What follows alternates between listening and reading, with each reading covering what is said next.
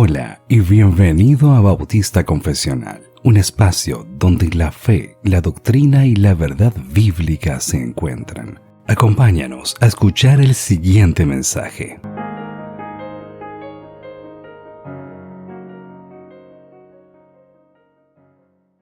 Bueno, una vez más, como siempre, les agradezco que hayan logrado entrar a esta enseñanza. Les agradezco su participación, les agradezco su fidelidad, como siempre. Cristian le llama a esto el catecismo de Apocalipsis, no sé por qué, pero bueno. Vamos a iniciar con una oración. Señor, te damos gracias esta noche por esta enseñanza que estamos a punto de recibir. Te pido, Señor, que lo que hoy escuchemos de tu palabra, o que hoy podamos oír, que realmente le prestemos mucha atención y actuemos en consecuencia. Eso te lo pido, Señor, en el nombre de Jesús. Amén.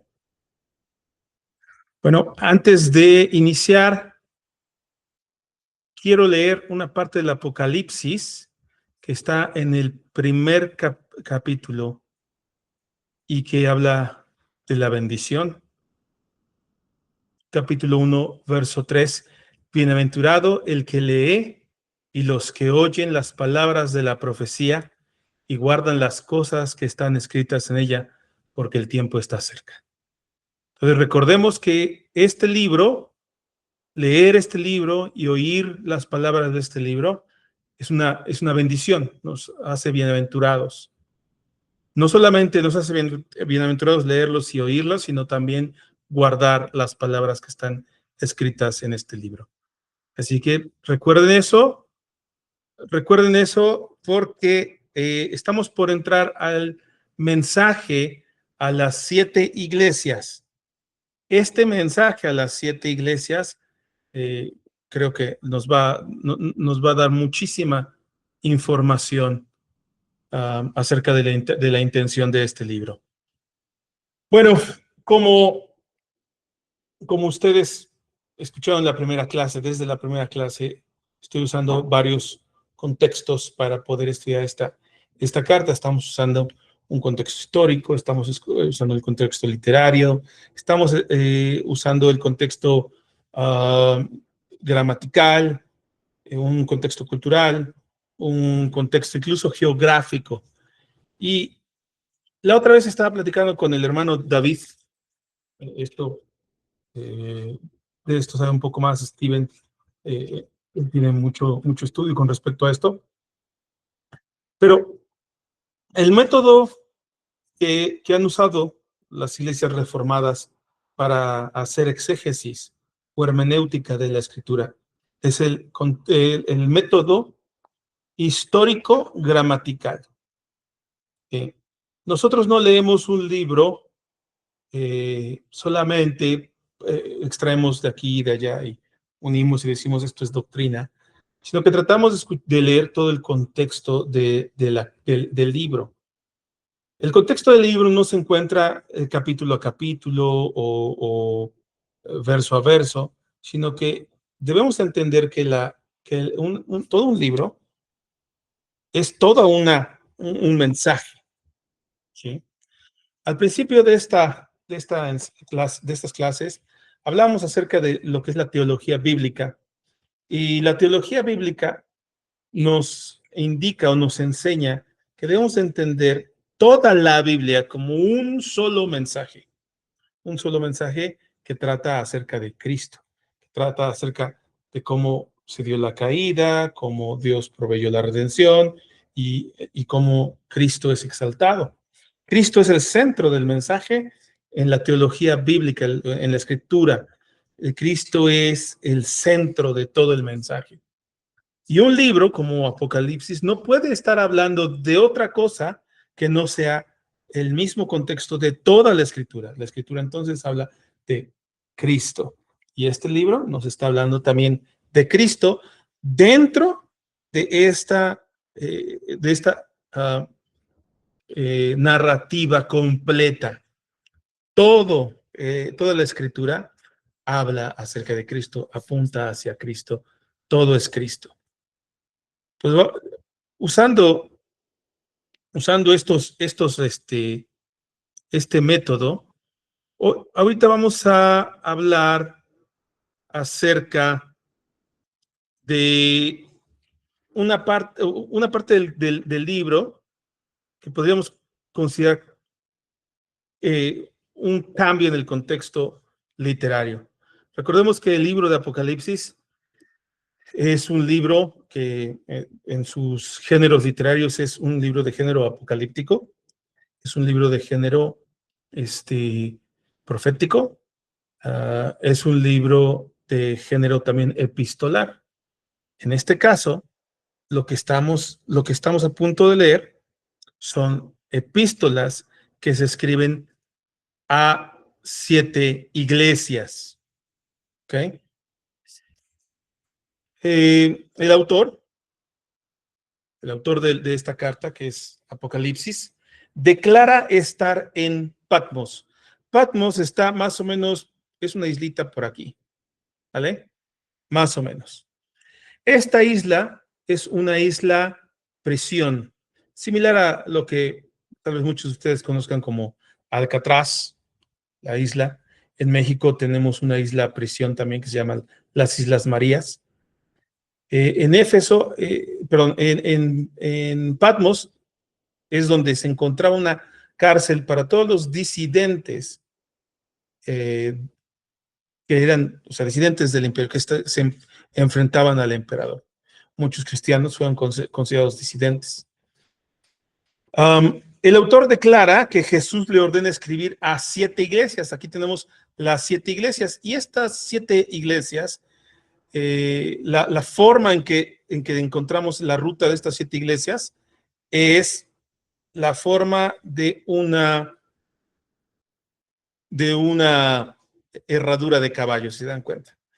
Y este es el orden que usa incluso Juan para escribir. Empieza desde Éfeso y termina en la Odisea, siguiendo esta ruta. Éfeso, Esmirna, Pérgamo, Tiatira, Sardis, Filadelfia y la Odisea.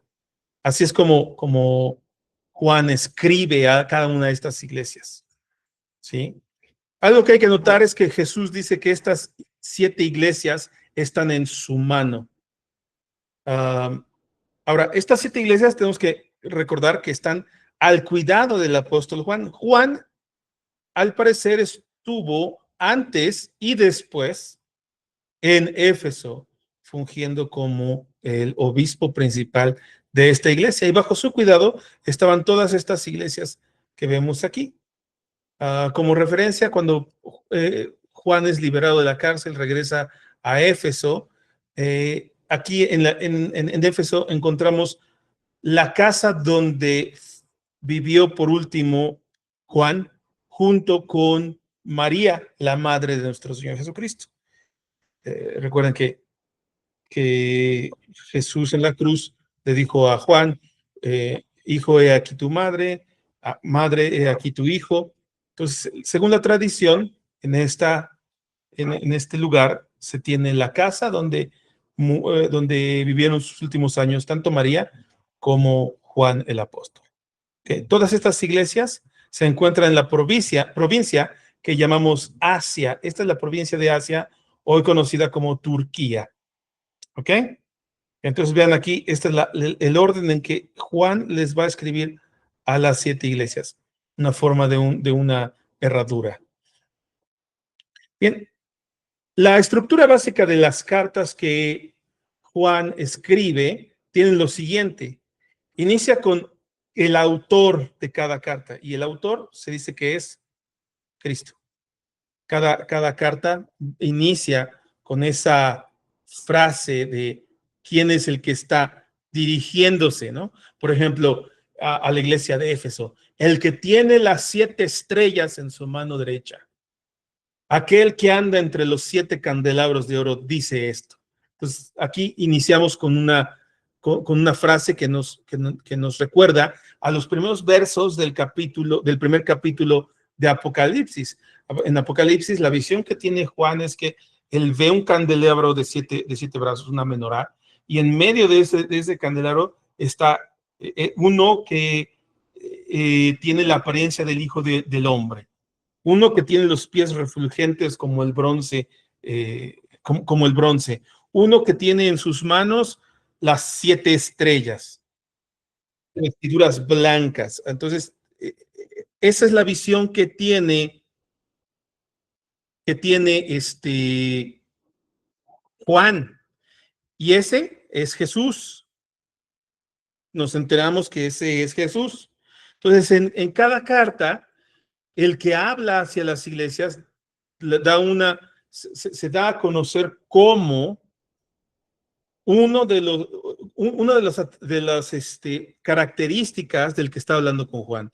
Por ejemplo, a Éfeso, ¿no? El que tiene las estrellas, las 7 estrellas en su mano derecha, o el que está entre los candelabros, o el que vive y estuvo muerto. Entonces, esa es la forma en que está hablando Cristo, y él dice, escribe a. Entonces, Juan se convierte en el escriba de Cristo. Entonces, el autor de las cartas, el autor de estas epístolas, es Cristo mismo.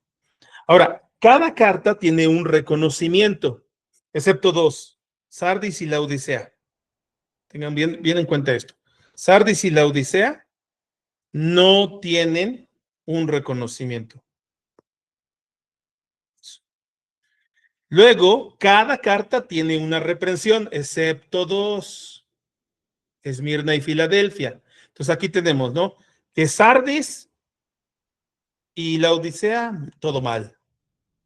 Y Esmirna y Filadelfia, vean, están uno enfrente del otro. Todo bien. A cada una de estas iglesias se les da una instrucción, y a cada una de estas iglesias se les da una promesa.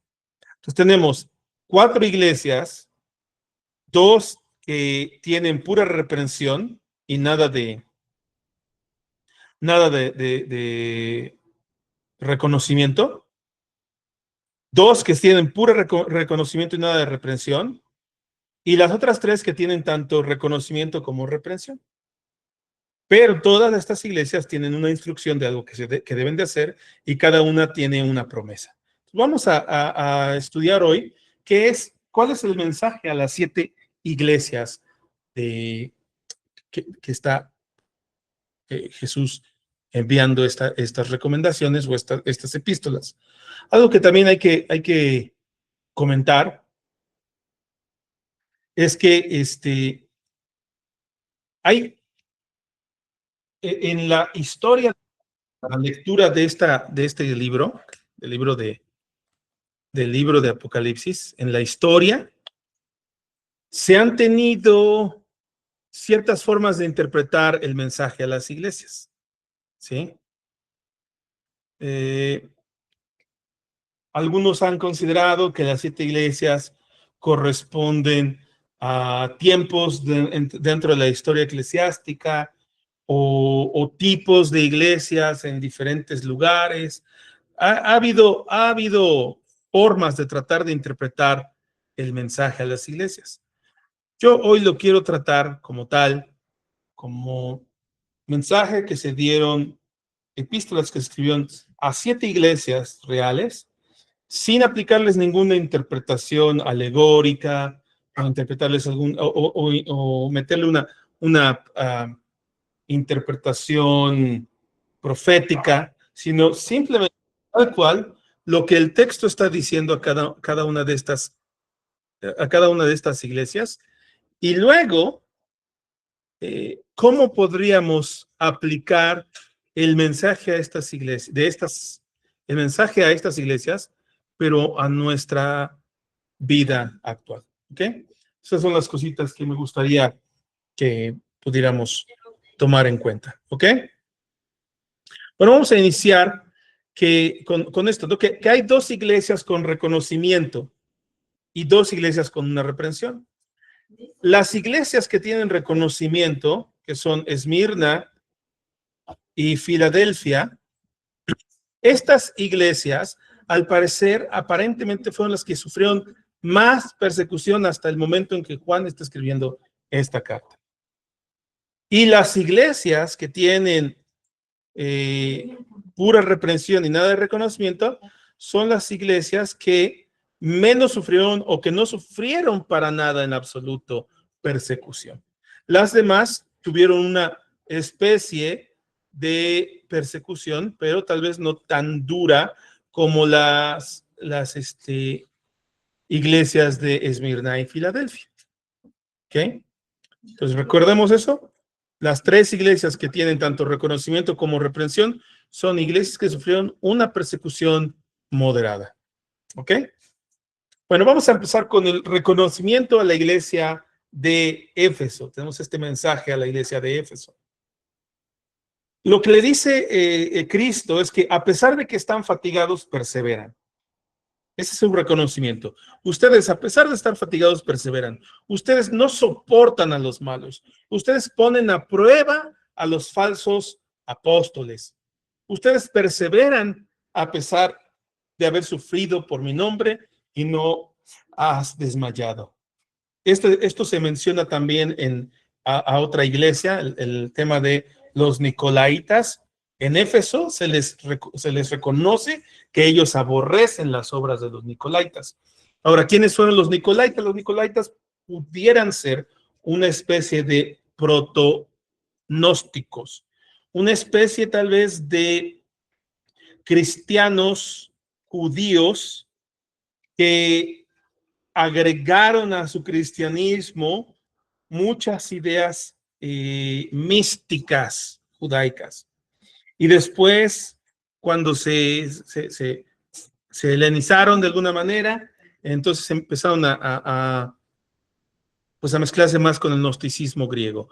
Lo que nos dice, por ejemplo, Ireneo de León en su obra Contra las herejías, él dice que los nicolaitas, su origen se encuentra en uno de los 7 diáconos que fueron nombrados como diáconos en Hechos 6, junto con Esteban. Entonces, ubicamos ahí a este Nicolás, lo que dice Ireneo de León. Él menciona que vivían sin moderación, eran muy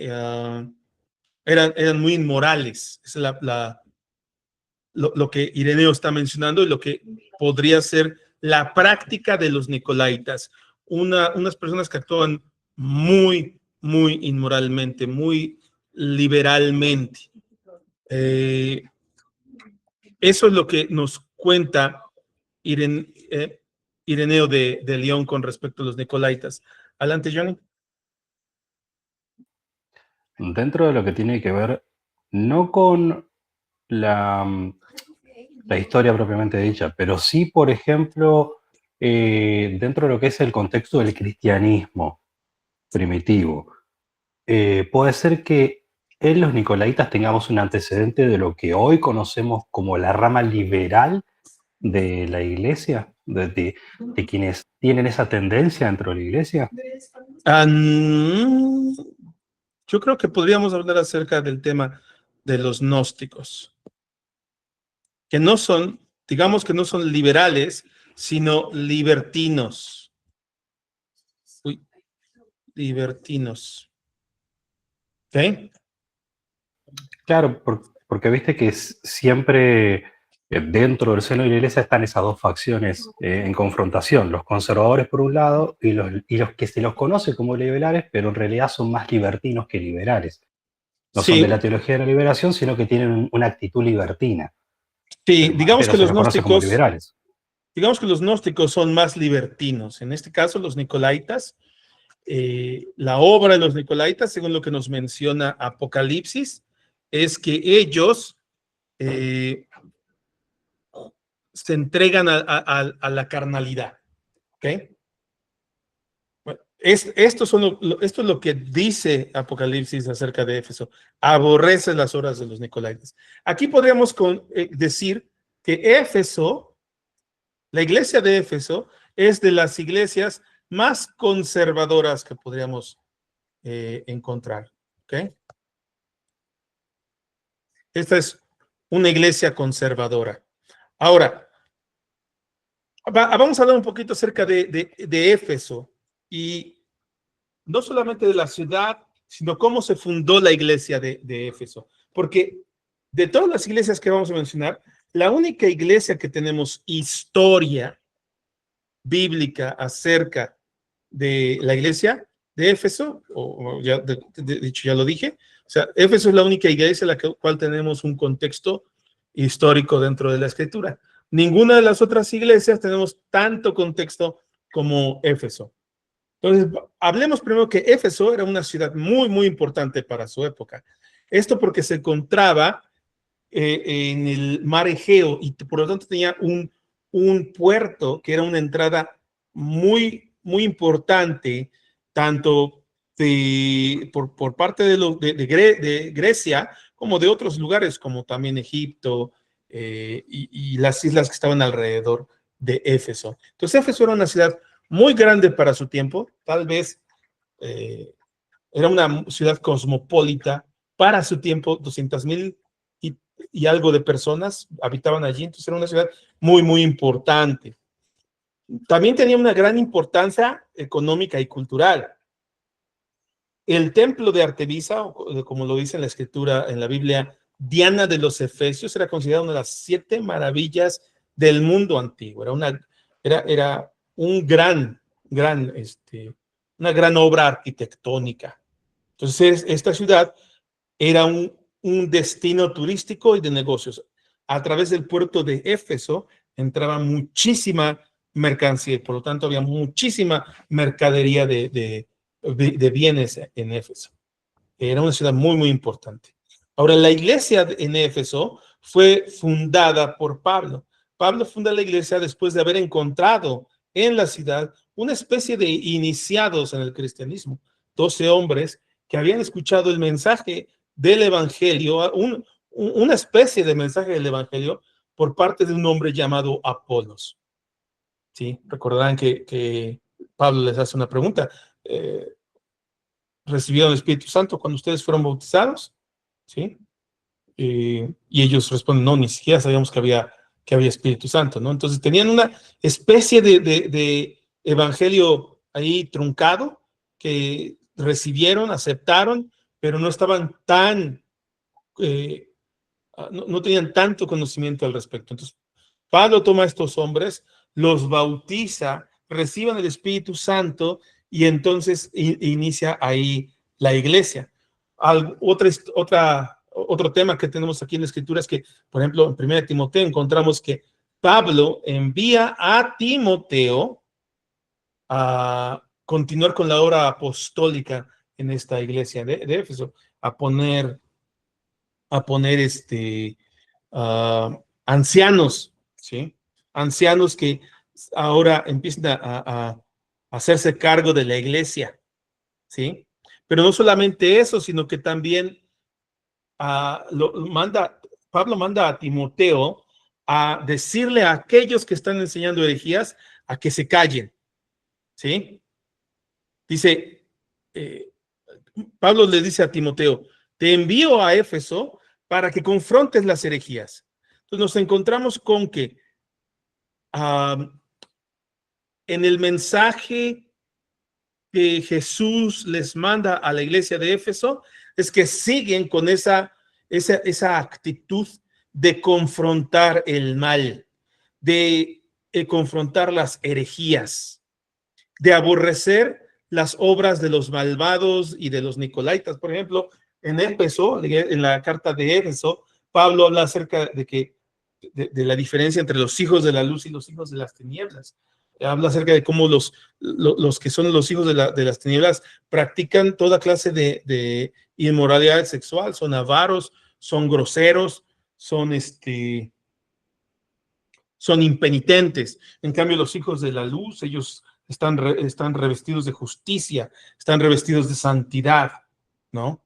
Entonces vemos que el reconocimiento que Jesús les da a la iglesia de Éfeso es que mantienen esa práctica, la cual inició con Pablo, de enseñar la buena doctrina, la sana doctrina que le encarga a Timoteo. Dice, vendrá tiempos en que habrá hombres que no soportarán la sana doctrina.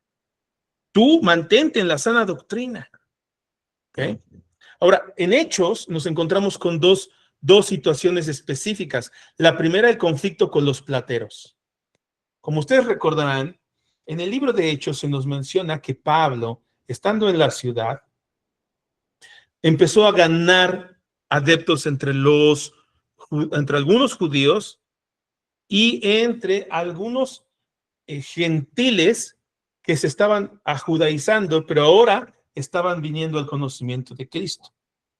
Uno de los tantos plateros, ¿quiénes eran los plateros? Los plateros eran personas que construían ídolos, tanto de la imagen de Diana o Artemisa, como imágenes del templo de Diana. Y de eso trataba su trabajo, de eso era su oficio.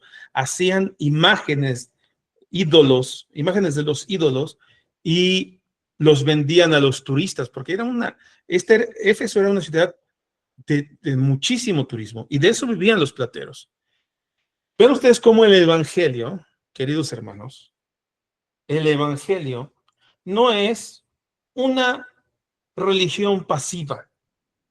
El cristianismo no es una religión pasiva que hace que te conviertas y te vuelvas una persona moral y que no haces mal a nadie, que no dices groserías y que no tomas y no celebras el Halloween y estás en tu casa, no sé, de alguna manera rezando el rosario, no sé cómo decirles esto, ¿no? O sea, de alguna manera el cristianismo no es una religión pasiva, sino que transforma el entorno al punto en que el cristianismo estaba acabando con la religiosidad. El cristianismo es activo. El cristianismo empuja a las cosmologías. Hay un conflicto cosmológico entre cristianos y no cristianos.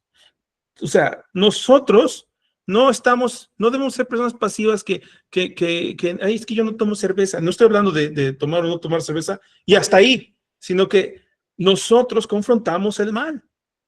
Destruimos esta arrogancia interna que tiene el ser humano, nosotros no, el Espíritu Santo obviamente, ¿no? Pero el Evangelio destruye esta arrogancia que tiene el ser humano en la cual se sostiene toda la idolatría y cuando vienen a los pies de Cristo, pues obviamente las viejas idolatrías, las viejas formas de ser se acaban y entonces ya no hay trabajo para los plateros. Entonces hay un conflicto ahí con los plateros. Hay un conflicto con personas que quieren seguir manteniendo su forma de vida, pero ya no tienen clientela. Ya no hay quien les compre porque ahora siguen al Dios vivo, ya no a los ídolos. ¿Ok? Adelante, hermano Johnny. ¿El cristianismo tiene que ser tolerante? ¿No? Esa es una pregunta que realmente yo me la hice durante mucho tiempo y yo creo que realmente no. Ahora, a diferencia de otras facciones religiosas mucho más extremas como el Islam, por ejemplo, donde la intolerancia no solamente es hacia otros sistemas religiosos, sino hacia las personas que los practican de forma autoritaria, llegando al punto hasta de cometer atrocidades en pro de manifestar de querer imponer su sistema religioso. A diferencia de eso, el cristianismo, si bien es tolerante con las personas, si bien es tolerante con la realidad de cada persona en pos de exhortar a esa persona a llevarla a que llegue a los pies de Cristo. La intolerancia con el pecado no se negocia. La intolerancia con todo sistema, doctrina, institución que presente ideas que no están respaldadas por la Biblia no se negocian. Y eso es algo que tenemos que tener en claro y que tenemos que sostener aún a pesar de que nos quieran vender el cuento de que tenemos que ser súper progres, súper tolerantes, súper buenos, cuando en realidad tenemos que tener el mismo espíritu que tuvo Esteban, por ejemplo. Es así. De nuevo, o sea, aquí no vemos a los cristianos, por ejemplo, haciendo marchas para Jesús, ¿no? Ni haciendo marchas en contra del Halloween. Aquí los cristianos lo único que hacen es abandonar su vieja vida y empezar a vivir en una nueva vida. Y solo eso así, destruye el negocio. O sea, a lo que voy es que el cristianismo no solamente afecta al tema moral, el cristianismo reconstruye toda la realidad social. El cristianismo afecta hasta la economía o las bases económicas de un mundo pagano, de un mundo no cristiano. Este es el ejemplo. O sea, vean, de nuevo, no estamos hablando de cruzados, ni estamos hablando de salir a marchar, ni de... ¿Sí? Estamos hablando de cristianos que abandonaron su vieja vida y empezaron a vivir una nueva vida en Cristo. Y eso afectó a un grupo, a un gremio llamado los plateros, que se agolparon contra los cristianos, contra Pablo y contra contra sus colaboradores. Se agolparon contra ellos y gritaban, dice la escritura que gritaban por horas: grande es Diana de los Efesios, grande es Diana de los Efesios, al punto que Pablo tuvo que salir huyendo de esa ciudad, ¿sí? Hubo un conflicto ahí cosmológico, ¿ok? Un segundo. Ahora, el segundo tema, el segundo evento que vemos en el libro de los Hechos con respecto a la iglesia de Éfeso es que Pablo, cuando va ya de regreso a Jerusalén y que él pues, viene revisitando todas las iglesias, no todas las iglesias las revisita, como ejemplo a Éfeso, sino que desde una ciudad manda a llamar a otros, ¿no? Incluso a los de Éfeso, y dice: vengan, quiero hablar con ustedes.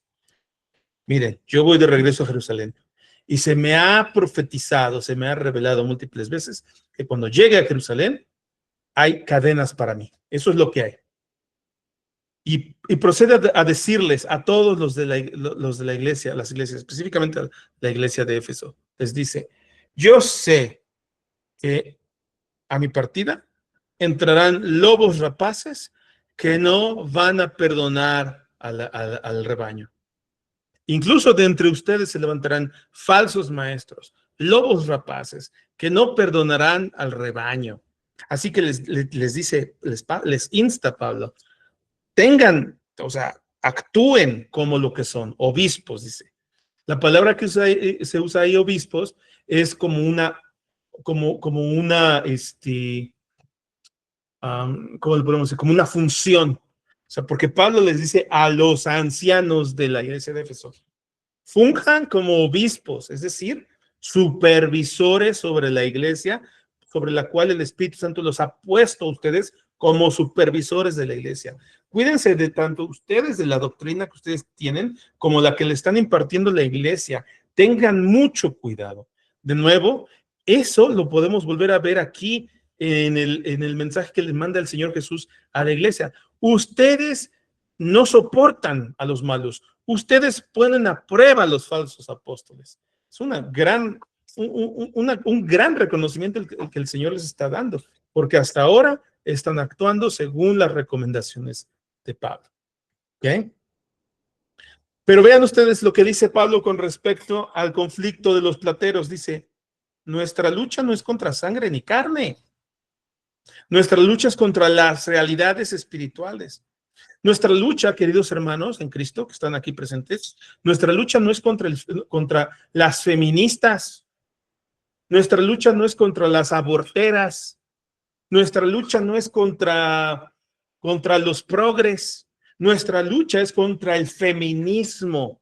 Nuestra lucha es contra esas enseñanzas de aborto. Nuestra lucha es contra el progresismo. Nuestra lucha es cosmológica, es un enfrentamiento de ideas, de argumentos, donde el evangelio prevalece, no porque es una serie de argumentos bien detallados, los cuales vamos a usar para acabar con el feminismo. El evangelio prevalece y permanece porque el evangelio es el poder de Dios para salvación. Para eso nada más. O sea, el evangelio no es de este mundo, ni se le ocurrió a un buen hombre escribir una serie de enseñanzas bien con silogismos bien establecidos, con argumentos y con conclusiones lógicas. No, el evangelio es el poder de Dios para salvación. Nuestra lucha no es contra sangre y carne. Nosotros no nos enfrentamos al feminismo con argumentaciones baratas. Dejen ahí a Laje, dejen ahí a Danan, dejen ahí a todos estos eruditos que el mundo ha producido, que la derecha ha producido y que van y que se enfrentan con argumentación y con ciencia. Eso déjenselo a ellos. Nosotros predicamos el evangelio de Cristo porque este es el poder de Dios para salvación. Esa es nuestra misión como cristianos, es el mensaje a la iglesia de Éfeso. Ese es el reconocimiento que les da el Señor a la iglesia de Éfeso. Ustedes se mantienen firmes. Ustedes siguen, van bien, ¿sale? Bueno, para no quedarnos tanto aquí porque ya me estoy emocionando. Sin embargo, hay una reprensión, una corrección y una advertencia. Has dejado tu primer amor. Y aquí quiero hacer énfasis en esto. Has dejado tu primer amor. Yo he escuchado a muchísimos cristianos, pastores, apóstoles que se hacen llamar apóstoles, grandes profetas que se hacen llamar profetas, reconocidos apóstoles, obispos, que dicen que por causa de la ortodoxia uno tiende a ser frío. Hermanos, eso no es cierto. ¿Y por qué? Porque ponen ahí el ejemplo de Éfeso, que era muy ortodoxo, pero con un amor frío. Les quiero decir una regla aquí muy importante cuando estudiamos análisis de datos, estadística y demás. Correlación no es causalidad. Que haya una correlación entre la ortodoxia de la iglesia de Éfeso y una ortodoxia, perdón, que haya una correlación entre ortodoxia en la iglesia de Éfeso y el amor frío, no indica que una causa la otra, ¿sí? Que no es cierto. Uno puede tener el corazón bien prendido y tener a Cristo como su primer amor bien prendido y seguir siendo ortodoxo, ¿sí? La ortodoxia no es mala, la ortodoxia es lo mejor que hay y yo podría decir que incluso la ortodoxia ayuda a que mantengas prendido el fuego de tu primer amor. Pero esta iglesia no lo tenía. Esta iglesia en específico había dejado su primer amor. Tal vez, por enfocarse tanto en muchas otras cosas, se podría estar enfriando. Sin embargo, las advertencias que tenemos del Señor Jesucristo en los evangelios difiere de lo que muchos consideran que podría ser la causa del amor frío de la iglesia de Éfeso. ¿Cuál es la causa, según el Señor Jesucristo, en las advertencias que hemos leído? ¿Se acuerdan?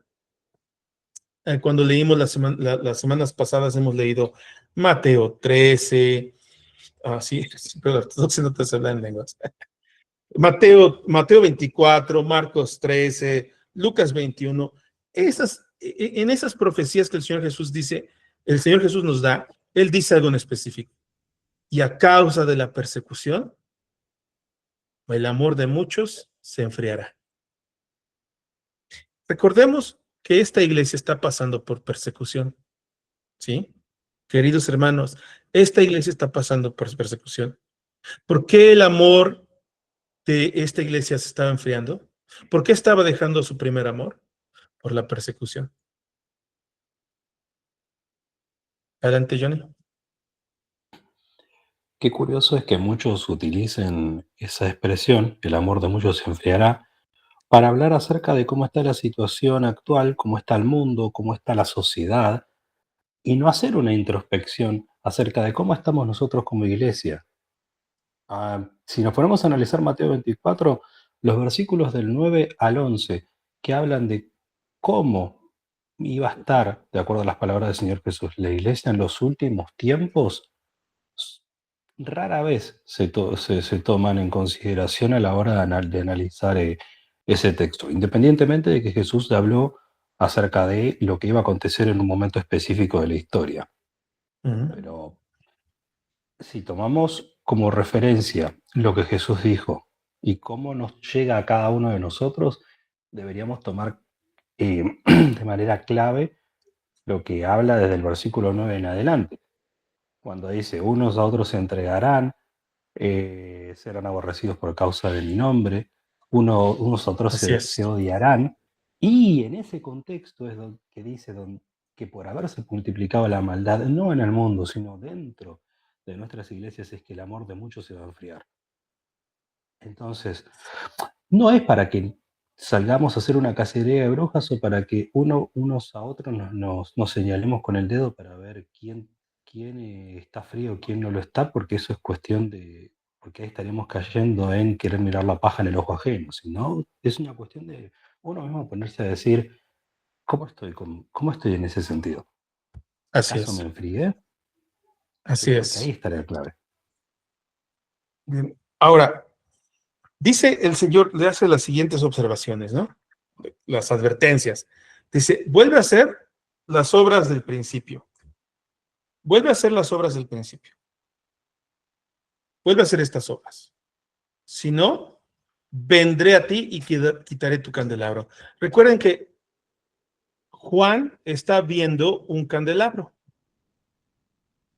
¿vale? Y en este candelabro, él ubica que cada uno de estos candelabros que están prendidos es una iglesia. Entonces, dice, si tú no haces lo que yo te digo, vendré y quitaré tu candelabro, es decir, apagaré esta iglesia. ¿Quién es el único que puede cerrar las iglesias? Cristo.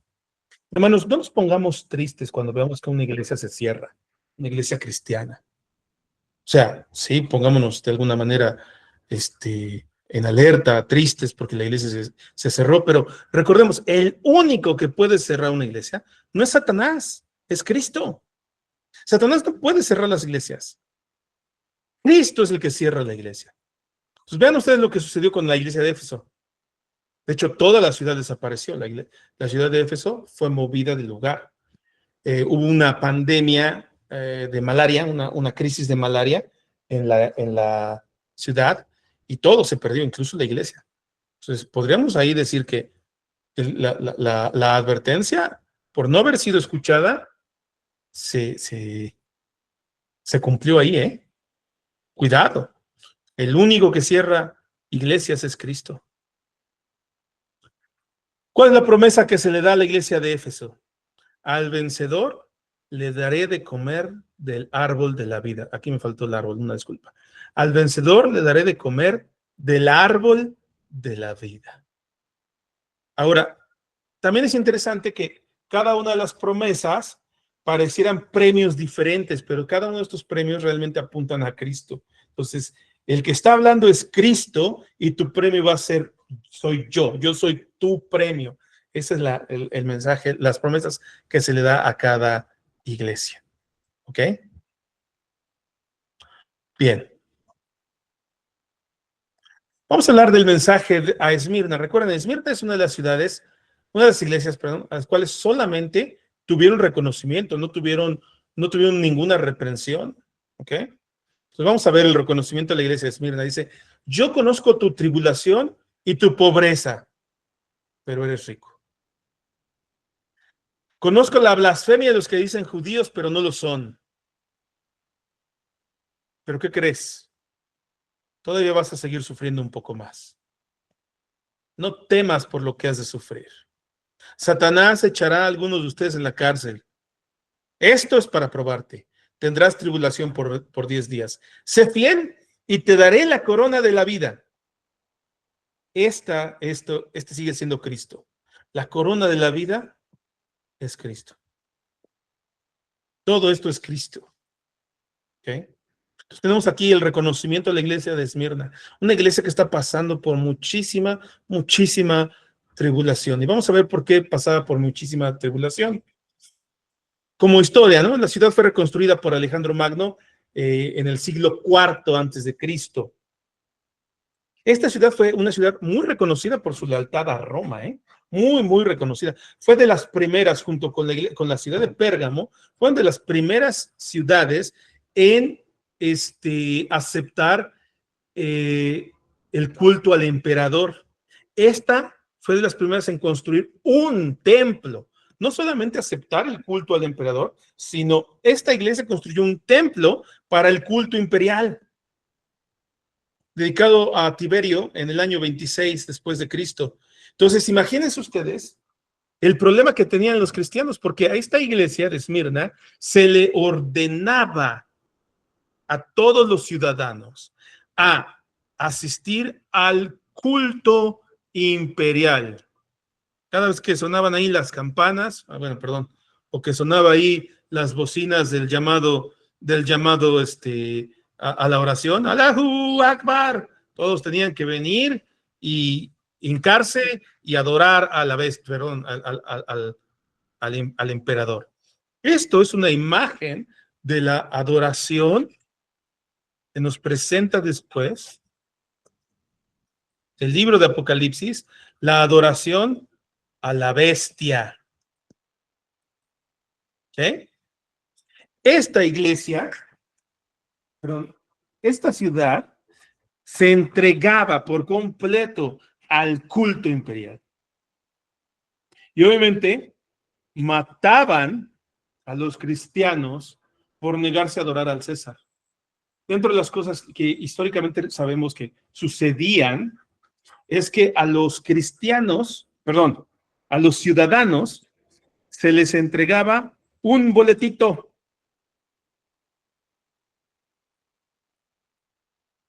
Un boletito cuando entraban a hacer un sacrificio, participar del sacrificio al emperador, se les daba un boletito. Con este boletito, ¿qué creen que podían hacer los cristianos?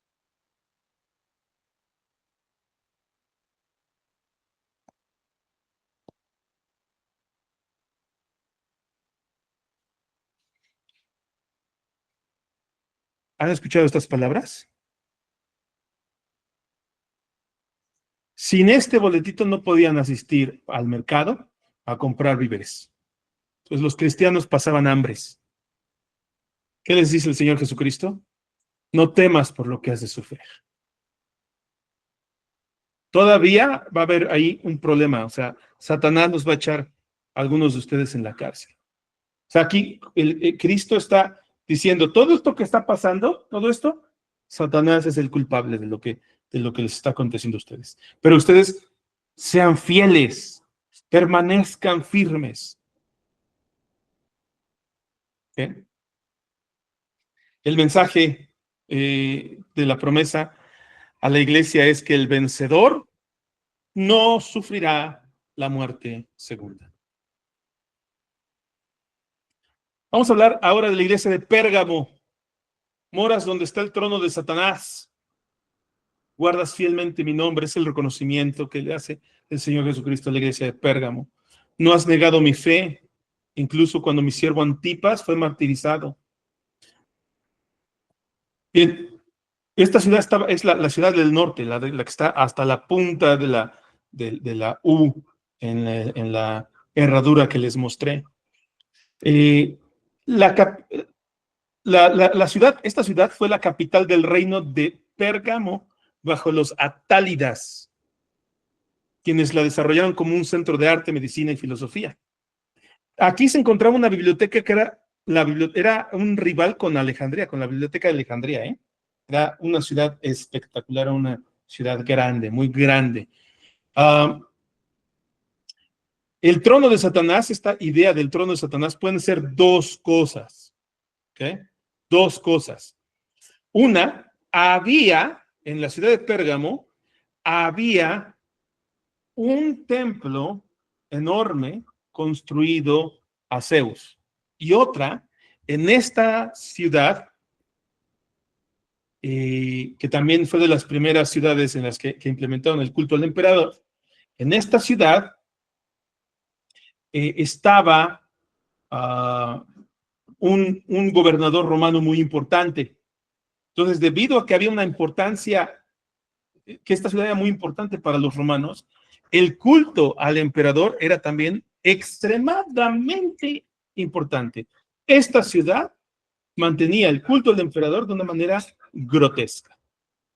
¿Qué dice el Señor Jesús? Dice, ustedes no han negado mi fe, incluso cuando mi siervo Antipas fue martirizado. Terrible esta historia, ¿eh? Bueno, ahora tenemos aquí su reprensión, su corrección y su advertencia. Tienes a los que mantienen la doctrina de Balaam. Tienes a los que mantienen la secta de los Nicolaitas. Ahora sí, vamos a hablar un poco más acerca de los Nicolaitas y Balaam. ¿Cuál era esa doctrina de Balaam? Vean, Balaam, como profeta, que fue, Balac, el rey Balac le solicitó a Balaam que fuera y maldijera al pueblo de Israel. Si ustedes recuerdan la historia es que ahí está, mezclarse con las mujeres paganas de los israelitas. La idea que le dio Balaam a Balac fue la siguiente: yo no puedo maldecirlos, pero mira, hay una manera más fácil. Haz que el mismo Dios los maldiga. ¿Cómo? Que las mujeres de nuestro pueblo vayan y seduzcan a los hombres del pueblo de Israel. Y entonces, al seducirlos, hagámosle que coman de lo sacrificado a los ídolos y que adoren a nuestros dioses. Y entonces la ira de Dios se encenderá contra ellos y los va a castigar. Y solo así podrás vencerlos. Esa fue la doctrina de Balaam. Vean ustedes, de alguna manera, Balaam, como que son dos palabras aquí. Balaam son dos palabras en griego, en hebreo. Baal y Ami. ¿Qué quiere decir? Señor, es lo que quiere decir Baal, y pueblo. El que se enseñorea del pueblo, ¿no? Podríamos decir que es lo que quiere decir Balaam. Nicolaitas viene del nombre Nicolás, Nicolás, y que son dos palabras en griego, que es Nico, que es el vencedor, y Laos, que es pueblo. Es como que como que pareciera que Juan está jugando con los nombres aquí. Como que está diciendo, estos son los mismos. De alguna manera, lo que pareciera que nos está diciendo aquí Juan en el libro de Apocalipsis es que los Nicolaitas, lo que enseñaban los Nicolaitas era lo mismo que enseñaba Balaam. Es sabido que durante el tiempo de la persecución romana, como lo que les hablé acerca de los boletitos que se daban a la entrada si entrabas a sacrificar al emperador, algunos lo que hacían era que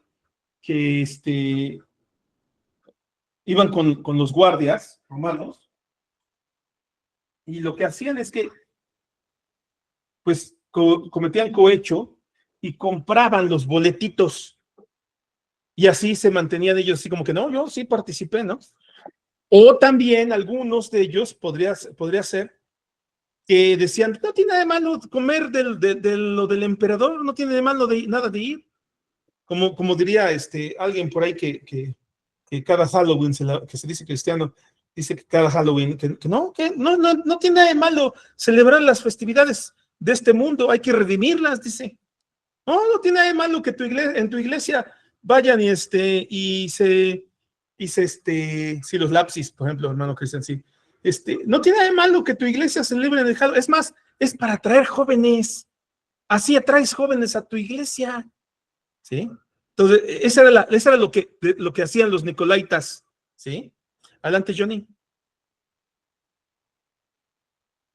Bueno, en primer lugar, siguiendo lo que vos estabas diciendo a lo último,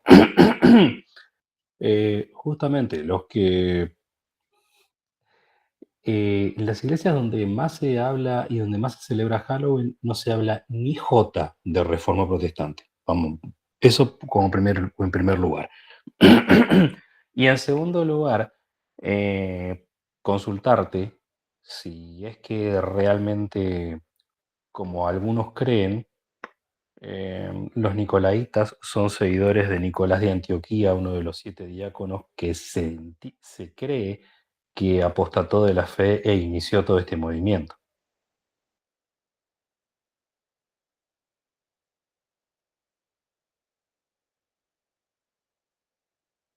Estás muteado, Javi.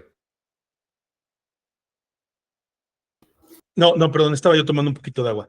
Es lo que comenté hace rato, ¿no? Que Nicolás fue uno de los 7 diáconos, lo menciona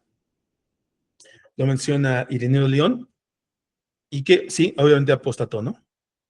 Entonces tenemos Está bien. esta, Eso por haber llegado tarde.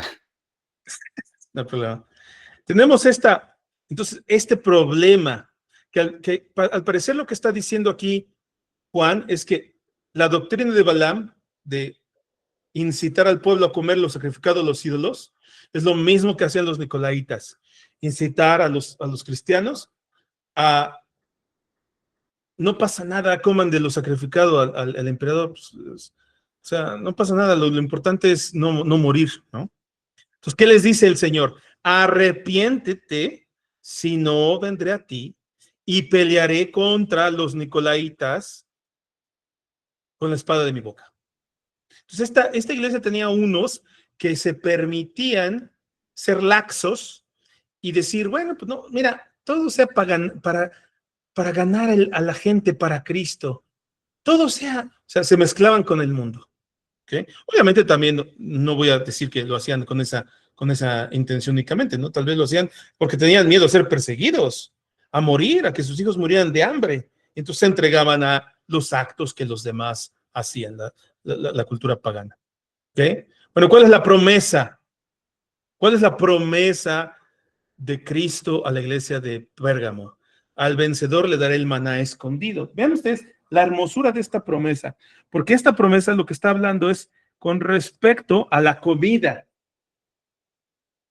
Al final, Cristo es el verdadero maná y estamos hablando de Cristo, pero esta es una promesa que apunta al problema que estaban sufriendo las iglesias, el no poder comprar ni vender, ¿sí?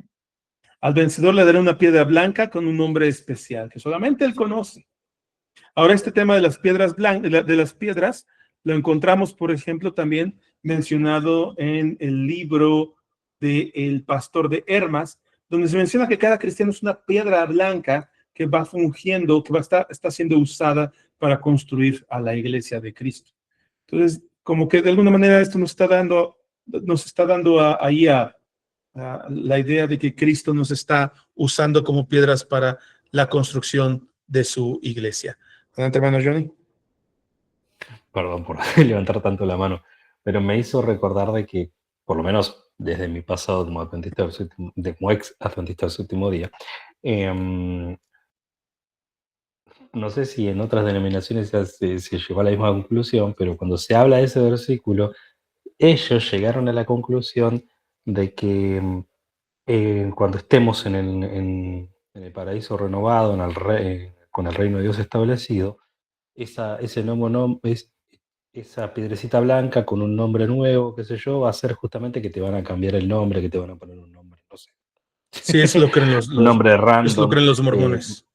Exactamente, también.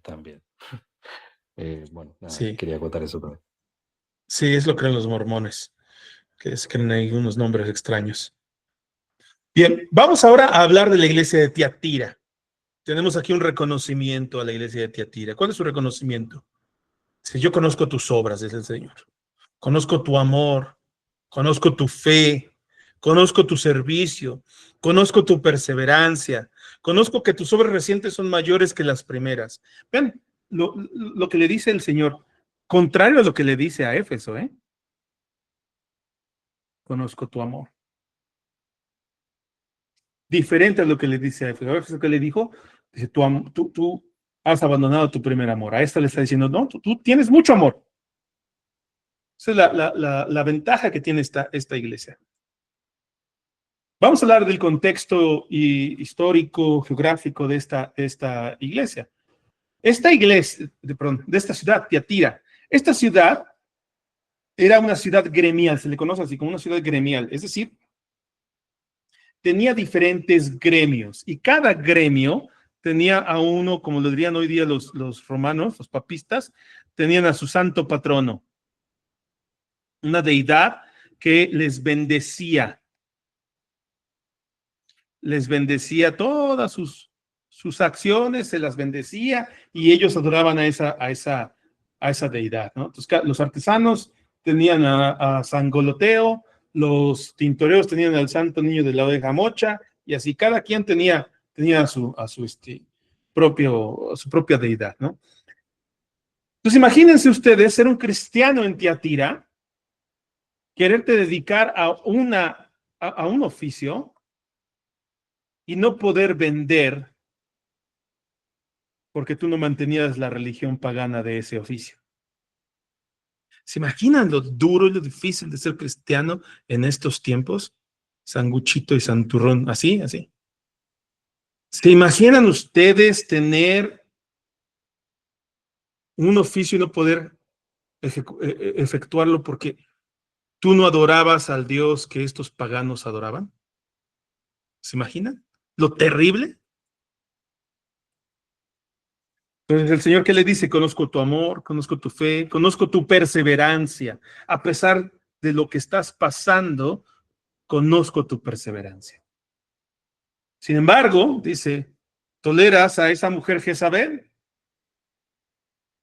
una mujer que enseña a los siervos de Dios a fornicar, a comer a los ídolos. Aquí de nuevo, los ídolos, recuerden que en este momento en estas ciudades se practica lo que es conocido como el sacrificio y la adoración imperial.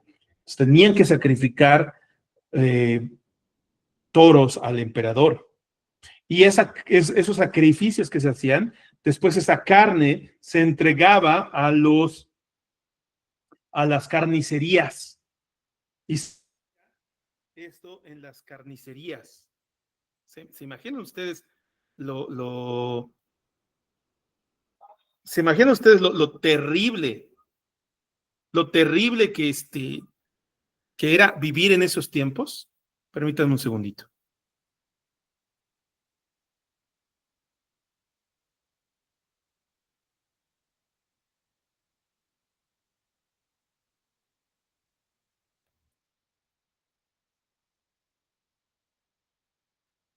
Me escuchan bien todos, ¿verdad?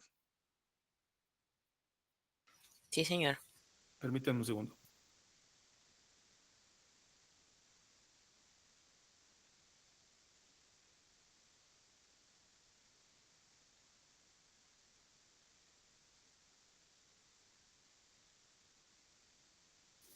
¿Me escuchan bien ahí todos?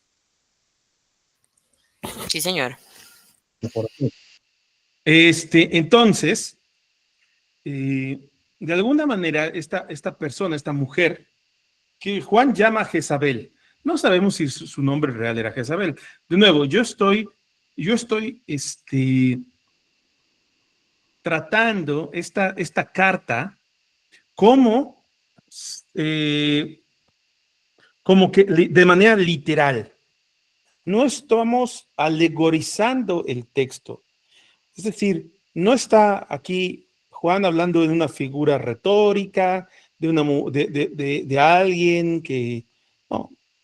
Podemos deducir que esta persona, tal cual, podría llamarse Jezabel, o podría Juan estar hablando de una mujer que actuaba como Jezabel, la reina? No lo sé. No voy a discutir con Juan, no voy a ponerme a pelear con Juan. Yo lo único que voy a decir es que vamos a aceptar y a entender que había una mujer que de alguna manera influenciaba a los siervos del Señor a actuar de manera inmoral y a comer de los ídolos, a participar del sacrificio imperial. ¿Ok? Entonces, ¿qué le dice Dios? Voy a traer juicio contra Jezabel, voy a traer juicio contra sus hijos y a los demás les advierto, retengan lo que tienen, retengan la enseñanza, retengan la fe que tienen, retengan que el amor, la fe, el servicio, retengan la perseverancia, reténganlo. Y como promesa dice, al vencedor, al que guarda mis obras hasta el fin, a él le daré autoridad sobre las naciones, regirá con vara de hierro. Aquí lo que tenemos, esta imagen que ustedes ven aquí, es una imagen en Santiago de Compostela. La iglesia de Santiago de Compostela son los 24 ancianos. Bien, vamos a hablar de la iglesia de Sardis. La iglesia de Sardis tiene una advertencia, dice, yo conozco tus obras.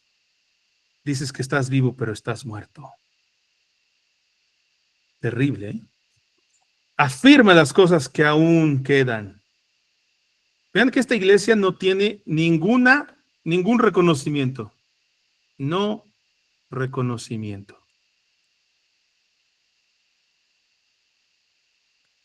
No tiene ningún reconocimiento, ningún absoluto.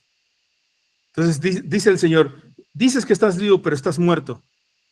Afirma las cosas que aún te quedan porque no he hallado tus obras completas. Acuérdate de lo que has recibido. ¿Qué ha recibido esta iglesia? Pues el Evangelio.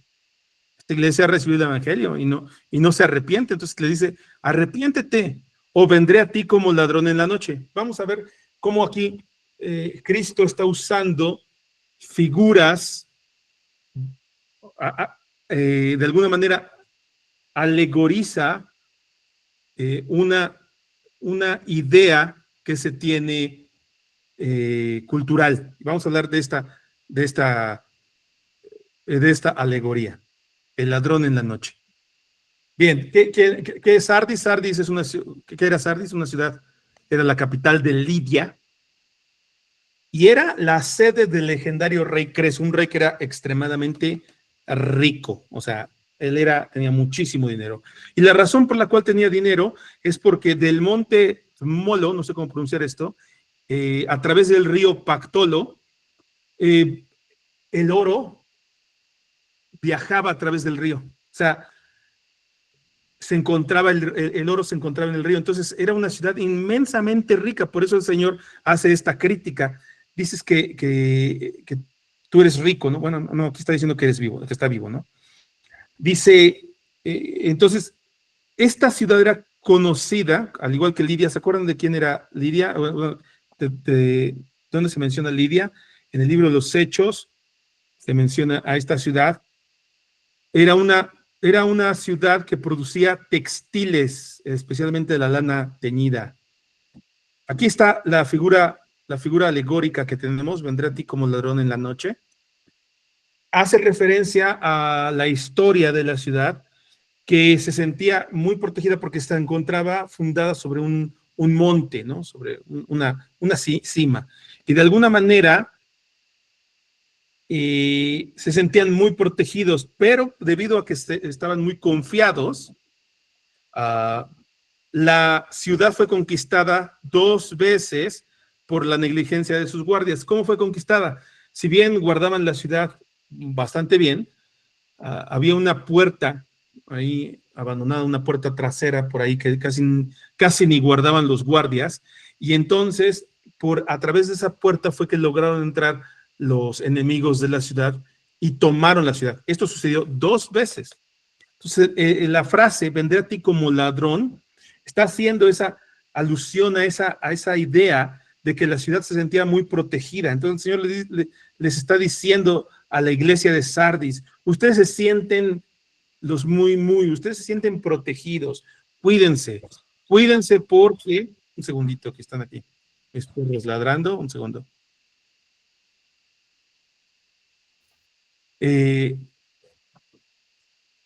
Cuídense porque ustedes no se van a dar cuenta cuando yo llegue por ustedes, ¿sale? Ahora tenemos una promesa, al final del día la iglesia tiene una promesa. Dice, tienes unos pocos en Sardis que no se han manchado. Al que venciere será vestido de ropas blancas. Vean ustedes cómo esto hace alusión a lo que se dedicaba a la ciudad, la lana teñida. Aquí el Señor está ofreciendo lana blanca y pura. Dice, yo no borraré su nombre del libro de la vida y lo reconoceré delante de mi Padre. Que es una promesa del Señor hacia la iglesia de Sardis, de si se arrepiente o los que se arrepientan dentro de esta iglesia, los que se arrepientan, ellos van a recibir estas promesas. Ahora vamos a hablar de la iglesia de Filadelfia, de las únicas dos que tienen solamente reconocimiento y nada de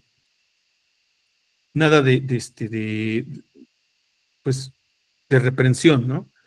De nuevo, aquí el Señor le dice lo mismo que la iglesia de Sardis. Yo conozco tus obras, le dice. Conozco tus obras. He puesto delante de ti una puerta abierta que nadie puede cerrar. Tienes poco poder, pero has guardado mi palabra. No has negado mi nombre. Yo entregaré a los de la sinagoga de Satanás, que se dicen ser judíos y no lo son. Yo los entregaré al juicio, ¿no? Haré que se postren a tus pies y sepan que yo te he amado. Porque, ¿qué? Has guardado mi palabra. Yo te guardaré de la prueba. Bien. En el contexto de esta ciudad fue establecida en el siglo II antes de Cristo por el rey Átalo de Pérgamo. Recuerden, Pérgamo, la ciudad del norte, apodado el Filadelfo. Por eso se llama por el amor a su hermano, a su hermano que tenía, ¿no? Tenía un gran amor por su hermano. Y por ahí del nombre Filadelfia, que significa amor fraternal. Esta está situada es una ciudad fronteriza entre culturas griegas y orientales. De ahí que el Señor le dice, tengo una puerta abierta para ti, que nadie cierra. Es una ciudad de frontera que es una ciudad que está abierta a las culturas, ¿no? O sea, sirve como un puente. Así el Señor trata a esta iglesia, le dice, yo a ti te voy a abrir una puerta para que tú seas así como que ese conducto, como esa ciudad fronteriza entre los cristianos y los incrédulos, para que los incrédulos vengan al conocimiento de la fe. ¿Sí? Entonces el Señor usa, en las cartas usa ahí figuras culturales para decirle qué es lo que está pasando con esta iglesia. Como esta iglesia nada más tiene reconocimiento, no tiene ninguna reprensión. Esta iglesia estaba siendo perseguida. Mismo caso, adoración imperial, ¿no? ¿Qué le promete el Señor? Al que venciere, le haré una columna en el templo de mi Dios y nunca saldrá de allí. Escribiré sobre él el nombre de mi Dios y el nombre de la ciudad de mi Dios, la nueva Jerusalén. Escribiré mi nombre nuevo. Una promesa hermosa que le hace a la iglesia que está sufriendo. Y ahora vamos por el mensaje a la Odisea, que es pura corrección, pura repulsión, pura reprensión, pura advertencia. De nuevo, el Señor le dice, yo conozco tus obras. Tú no eres frío ni caliente, te vomitaré de mi boca. De nuevo, esta es una referencia cultural, ¿sí? Esto se refiere a la cultura. Vamos a explicar por qué. ¿Qué le dice? Dice ser rico y no tener necesidad. Igual, de nuevo, esto es otra referencia a la cultura. Pero eres miserable, eres digno de lástima, eres pobre, eres ciego, estás desnudo. ¿Qué le dice el Señor?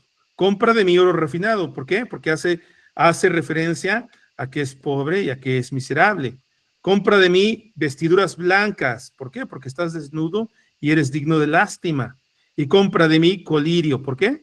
Porque eres ciego. Entonces el Señor dice, ¿tú crees que tienes todo eso? No, eso no lo tienes tú, yo lo tengo. Lo que tú tienes es falso. Yo tengo lo que necesitas. Entonces, ¿qué le está diciendo el Señor a esta iglesia? Ven a mí, regresa a mí. Yo tengo lo que necesitas. Tú dices que no tienes necesidad de nada. Tú dices que eres rico, pero ¿qué crees? Tú no tienes nada. Ven a mí. Es lo que es la invitación del Señor a esta iglesia. Vamos a ver el contexto de esta ciudad. La Odisea fue fundada en el siglo 3 antes de Cristo por el rey Seleucida Antíoco II, quien la nombró en honor a su esposa Laodice. Esta es una ciudad con una excelente ubicación entre Roma y Oriente, así que por lo tanto se convirtió en una ciudad próspera, famosa por sus transacciones bancarias y su mercado de lana negra. Vean, ok, la referencia que hace el Señor. Compra de mí vestiduras blancas. ¿Sí? Se sabe que Antíoco trasladó allí a alrededor de unas 2,000 familias judías desde Babilonia, lo que dio lugar a una comunidad judía significativa. ¿Bien? Bien. La Odisea no tenía una fuente de agua cercana, entonces dependía de acueductos que traían agua desde muy, muy lejos. Debido a esa distancia, el agua que llegaba a la ciudad era un agua tibia, lo cual los visitantes no la encontraban para nada, pues, deseosa de tomar, ¿no? O sea, imagínense, llegas a la ciudad y tienes sed y te ofrecen agua caliente. Entonces, o agua tibia, mejor dicho. Entonces, era desagradable, pero la ciudad, la gente de la Odisea, pues ya estaba acostumbrada a este tipo de agua, entonces para ellos era natural, para los visitantes, ¿no? Entonces, de aquí viene la metáfora, tú no eres ni frío ni caliente, te vomitaré de mi boca, ¿sí? Yo te vomitaré de mi boca. Ahora, la Odisea albergaba una escuela médica reconocida especialmente por el colirio para los ojos. El Señor le está diciendo aquí a la iglesia, tú crees que ves, pero tú no, tú eres ciego. Tú necesitas una medicina. La medicina que necesitas no la encuentras en tu cultura, ¿sí? No te acomodes a este siglo, sino ven a mí que yo te daré el colirio que necesitas. Ven ustedes aquí otra frase que usa el Señor Jesús. Tú dices, no tengo necesidad de nada. Bueno, en el terremoto del año 60 después de Cristo, la Odisea rechazó ayuda imperial y se reconstruyó con sus propios recursos. Esta actitud de no necesito nada se refleja en este reproche de Jesús. Tú dices, soy rico y no tengo necesidad de nada. ¿Pero qué crees? Eres pobre, eres ciego, eres digno de lástima, eres desnudo, eres miserable. Pues aquí el Señor Jesús está usando estas figuras culturales para decir, mira, ese es tu problema. Pero lo interesante aquí es que el Señor esté usando la cultura de la ciudad para referirse a la iglesia. ¿Por qué? Bueno, pues porque parece que la iglesia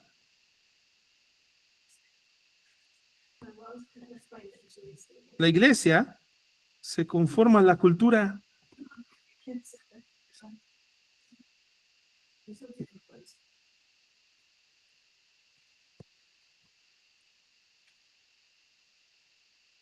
En lugar de que la iglesia sea contracultural, la iglesia se conforma a la cultura.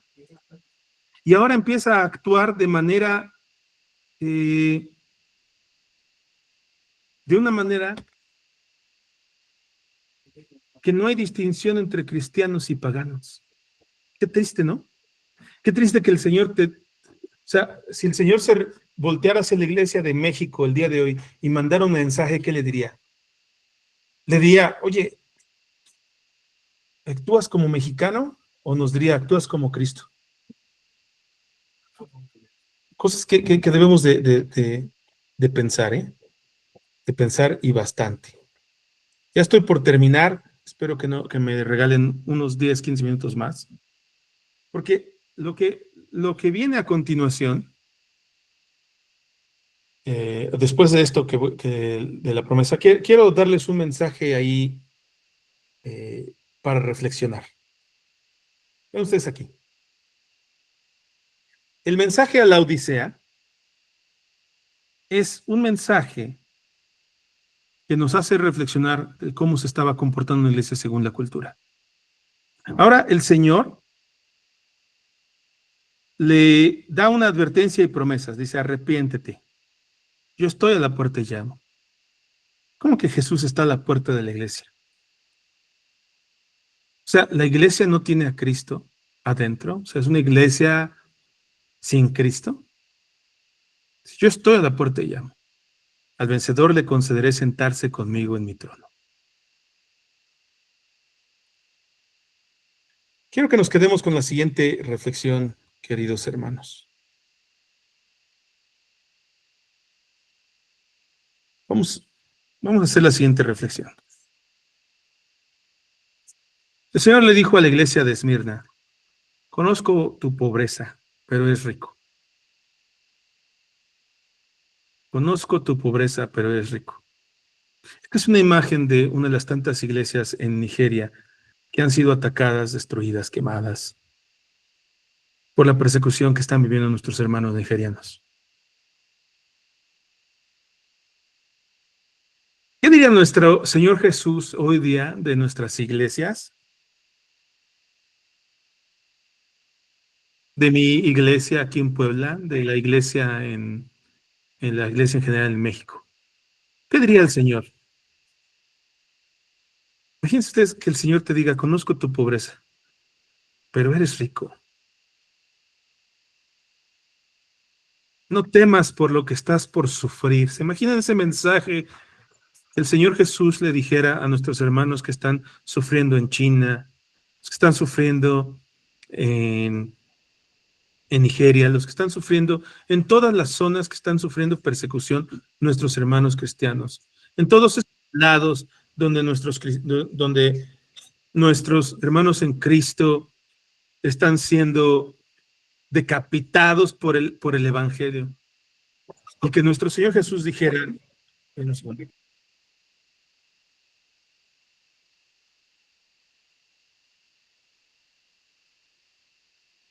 permítame un segundito,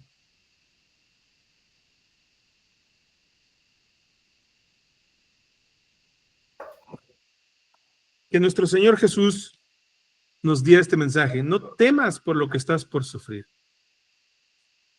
Para nada que es el mensaje que hoy día tenemos el de,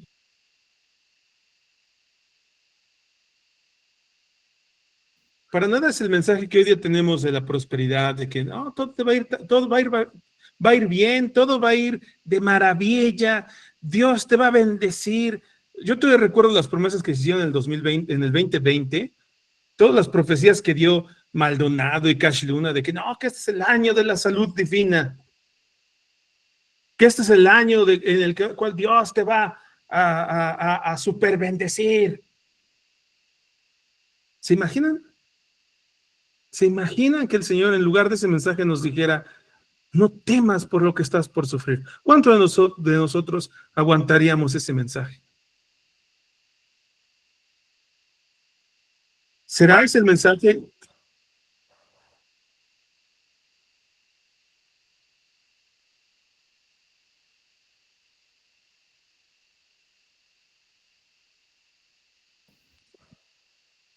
¿Sería ese el mensaje o el siguiente? Tú dices que eres rico. Tú dices no necesito nada.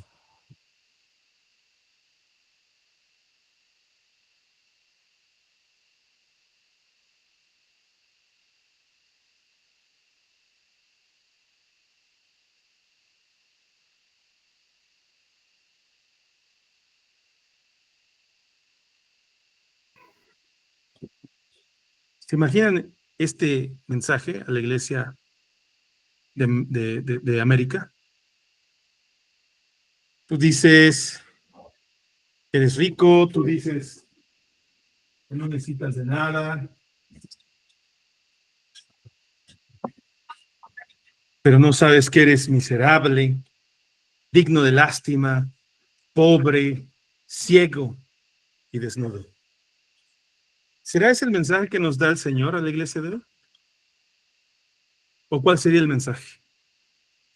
A mí me encantaría encontrarme entre estos. Desgraciadamente, tal vez nosotros nos encontramos en uno de esos mensajes en los cuales nos dice, oye, vas bien, pero todavía toleras a esos que practican la iniquidad. Vas bien, pero todavía toleras a esa mujer que hace de las suyas.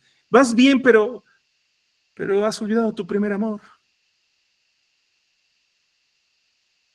¿Cuál será el mensaje de nuestro Dios a la iglesia de nosotros, a mi iglesia, a la iglesia en la que yo me reúno y yo pastoreo? Eso es nada más, ahí se los dejo para reflexionar, para pensar. ¿Listo? Si alguien tiene algún comentario o pregunta, adelante.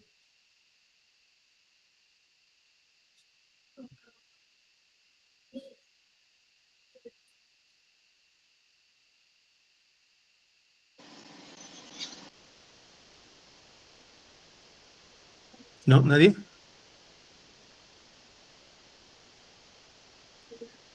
Pues si ya no tenemos ningún comentario o pregunta, les agradezco por su participación a todos. Dios me los bendiga mucho. Espero que les haya gustado y nos vemos para la próxima clase.